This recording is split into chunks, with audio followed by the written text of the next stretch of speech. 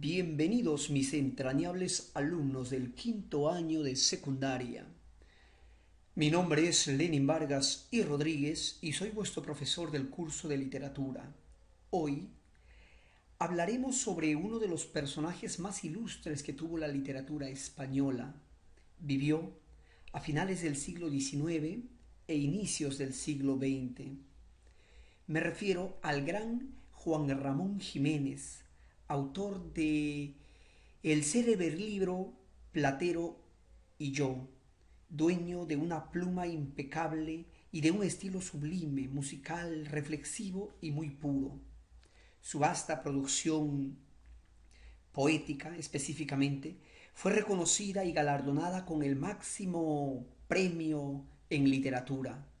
Evidentemente, ganó el Premio Nobel de Literatura el año 1956 y con esto va a integrar ese grupo de los 5 egregios autores españoles que ganaron alguna vez el Premio Nobel. Entre ellos, José Echegaray el año 1904. Jacinto Benavente ganó el Premio Nobel de Literatura el año 1922. El ya citado Juan Ramón Jiménez ganó el año de 1956, Vicente Alexandre el año 1977 y finalmente el gran Camilo José de Cela, célebre autor de la novela La Colmena, ganó el Premio Nobel de Literatura el año 1989. El objetivo del tema, el propósito del tema, es que ustedes tengan un panorama de la vida y obra de este autor español. Y claro, que de alguna forma enriquezcan su horizonte de expectativas en cuanto a la literatura y que tengan datos precisos para poder afrontar cualquier tipo de examen. Juan Ramón Jiménez nació el 23 de diciembre del año 1881 en un pequeño pueblito de Moguer, en la provincia de Huelva, España. Desde muy pequeño mostró importantes dotes para el arte, aunque no precisamente para la literatura. Más bien, eh, la vocación inicial del poeta fue la pintura. Precisamente, el año de 1896 se traslada a Sevilla para seguir lo que él consideraba su vocación definitiva, la pintura. Allí, en Sevilla, se relacionó con algunos intelectuales, artistas, literatos de aquella ciudad y empezó a escribir en algunos periódicos, empezó a descubrir su capacidad para la literatura. Empezó a estudiar también la carrera de Derecho, aunque rápidamente va a desertar de ella. Ya para el año de 1900 se traslada a Madrid. Allí publica sus primeros libros, entre ellos Ninfeas y Almas de Violeta. Ese mismo año, 1900, ocurren algunos acontecimientos que van a ser determinantes en la vida del poeta. El primero es la muerte de su padre. Esto le va a sumir en una profunda depresión que le mantiene al borde del colapso. Cuando está a punto de recuperarse o intentando recuperarse de esta terrible pérdida, otro acontecimiento nefasto sucede en la familia. El Banco de Bilbao va a apropiarse de todas las de toda el dinero, de todas sus propiedades. Y pues esto lleva a Juan Ramón Jiménez y su familia a la ruina económica. Eh, la ruina económica sumado a la pérdida de su padre le va a sumir un estado de neurotismo y un cuadro agudo de depresión que tuvieron que internarle en un sanatorio de Burneos, en Francia. Una vez recuperado, vuelve a su vida normal y empieza para el poeta una etapa de amoríos, una etapa de vida azarosa en lo que significa el terreno sentimental. mezclado lógicamente con su producción literaria. Precisamente en el libro de Amor, en 104 poemas, narra en primera persona una serie de anécdotas y aventuras sentimentales con mujeres solteras, casadas, con extranjeras, en fin. Sabemos que el año 1903 conoció a Luisa Grimm. ¿Y por qué es importante la figura de Luisa Grimm? Yo diría que demasiado importante, no solamente en la vida, sino que sobre todo en la literatura del poeta, en su formación como crítico. ¿Por qué? Porque en aquellos años de inicios del siglo XX, la comunicación no era eh, tan global como hoy en día. Eh, Autores ingleses, autores de otras culturas no se conocían en España porque era muy difícil obtener un libro incluso. Ese es el trabajo de Luisa Grimm. Le va a abrir los ojos de la literatura inglesa y no solamente en lo que respecta a la creación, sino que, y lo que es muy importante, con respecto a la crítica literaria. Con Luisa Grimm, Juan Ramón Jiménez descubre la literatura inglesa, la literatura norteamericana y va a enriquecer muchísimo su bagaje cultural. Desde entonces vamos a ser testigos de un Juan Ramón Jiménez no solamente creador, sino que un célebre crítico de literatura. Eh, Más tarde conoce a Zenobia Aymar, el gran amor de su vida. Con ella se casó y vivieron 40 años de su vida. El año 1931 recibe el poeta y su esposa una terrible noticia. Zenobia fue detectada de cáncer y acontecimientos como esto pues seguían sumiendo a Juan Ramón Jiménez en estados de, de neurastenia, en estados depresivos, en estados de profunda crisis existencial. Eh, el año 1932 ocurre otro caso muy curioso, muy anecdótico en la vida del poeta. Margarita Gil es una importante activista de la época, amiga de Zenobia. Precisamente Zenobia le había presentado al poeta.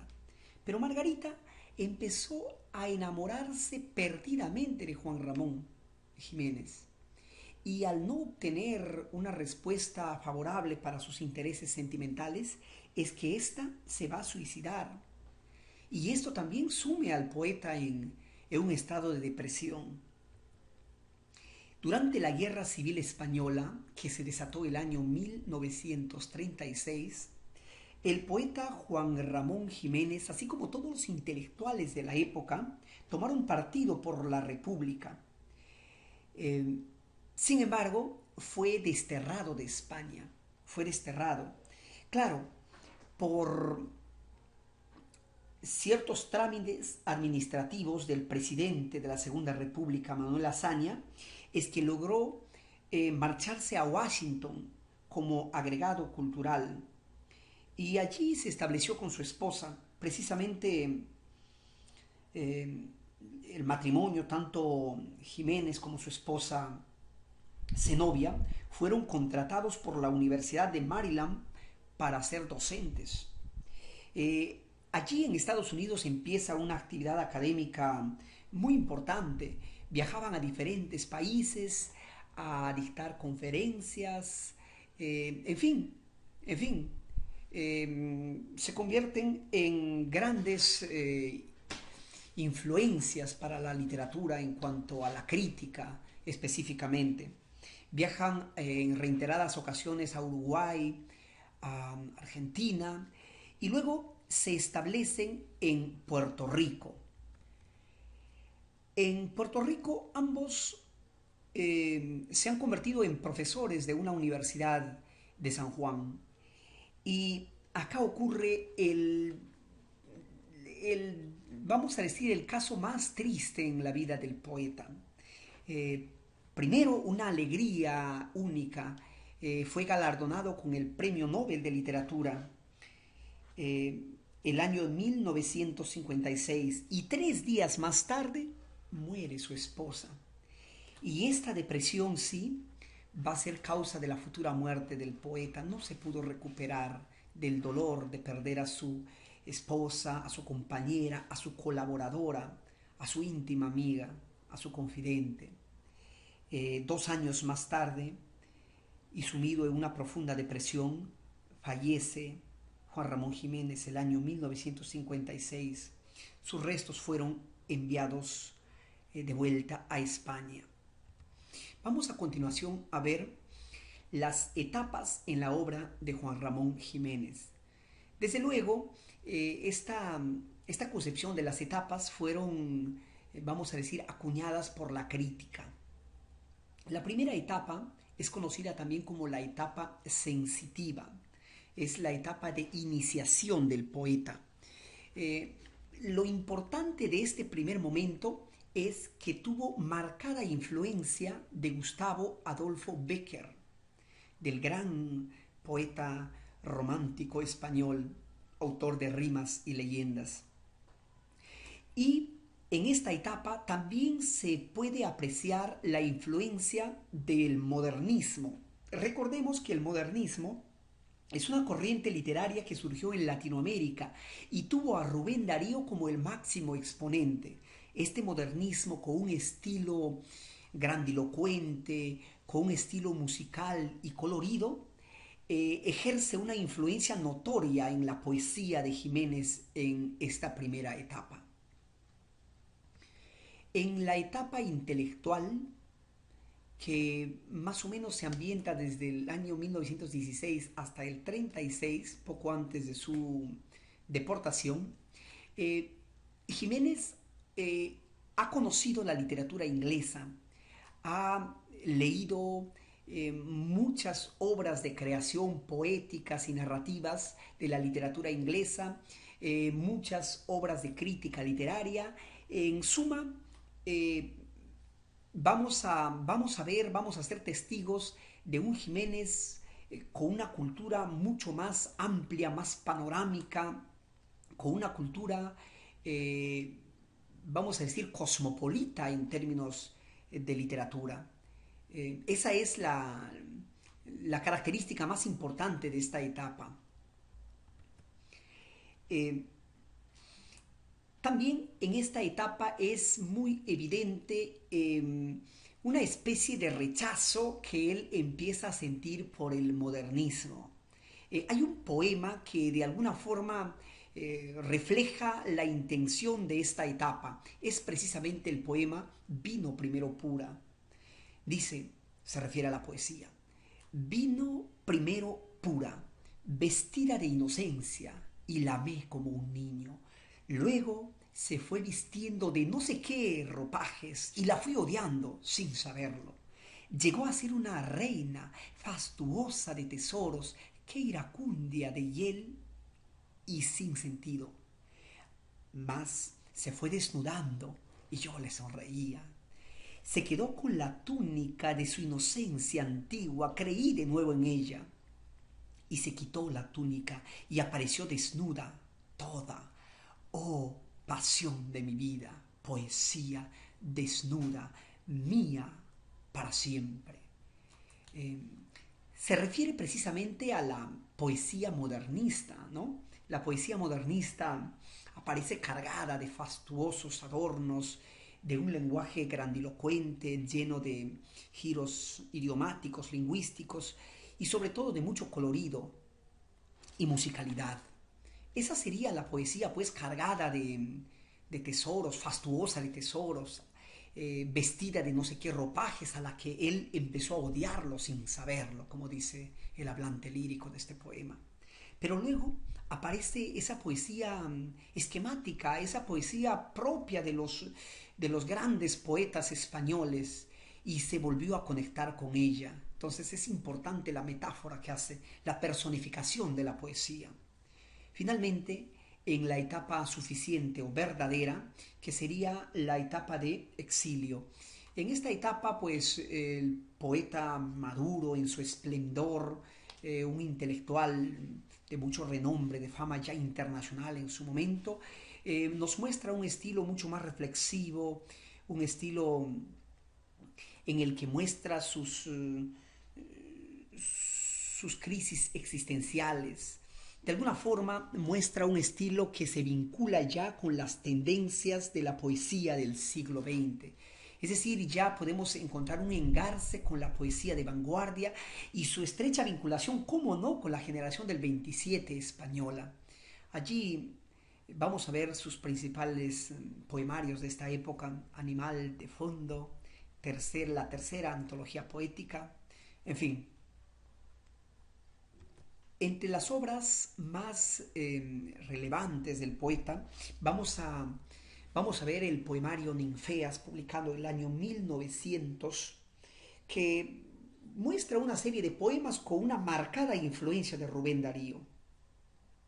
En su poemario Arias Tristes del año 1903, que pertenece también a la primera etapa, más bien vamos a encontrar una influencia de Gustavo Adolfo Bécquer, del romántico español. En Elegías Puras muestra de alguna forma esa intención de renovar no solamente la poesía, sino que el lenguaje, su estilo. Un caso bastante simbólico es precisamente el título, Elegías con J. Parte de su intención de renovar ese lenguaje, convertir su estilo en propio, genuino. También en Elegías Puras vamos a notar la influencia tanto de Bécquer como de los simbolistas, y para ser más precisos, de Rubén Darío. El siguiente es Poemas mágicos y dolientes del año 1909. Muestra la nostalgia por Moguer, sus anécdotas, sus penas y la muestra de la extrañez. En Soledad Sonora muestra también las nostalgias, penas y alegrías por Moguer. Sigue mostrando, como siempre, sus vacíos existenciales por la ausencia del pueblo que ama. Platero y yo, lógicamente, es su obra más famosa, su obra más célebre. Es la historia de un burro y sus recuerdos de su infancia en el campo. Estío es la expresión de una nostalgia enfermiza. Este libro es importante porque el mismo autor lo denominó libro de sangre y ceniza. En opinión del autor, sería uno de sus mejores trabajos. Luego tenemos Sonetos Espirituales, que son una serie de poemas dedicados enteramente a su esposa Zenobia, a su colaboradora, a su amiga, a su compañera de siempre. Y Diario de un poeta recién casado, es escrito en Estados Unidos y muestra pues sus anécdotas de él como esposo, sus anécdotas en esa nueva patria y todas sus experiencias, no solamente como esposo, sino como intelectual. El trabajo que dejo para realizar en casa es que copien en su cuaderno un ligero resumen de la obra Platero y yo. Digo un ligero resumen porque no van a copiar pues 2, 3 hojas, ¿no? Un resumen, un argumento de qué trata la obra. Si es que tienen la posibilidad de imprimirlo, háganlo, no hay ningún problema. El objetivo es que ustedes puedan tener esta relación con la obra y quizá puedan leerlo, porque eso sería el objetivo final. Bueno, esto sería todo por hoy. Dejo la bibliografía en caso de que quieran investigar más al respecto. Y pues yo me despido de ustedes. No dejen de hacer la tarea y hasta la próxima.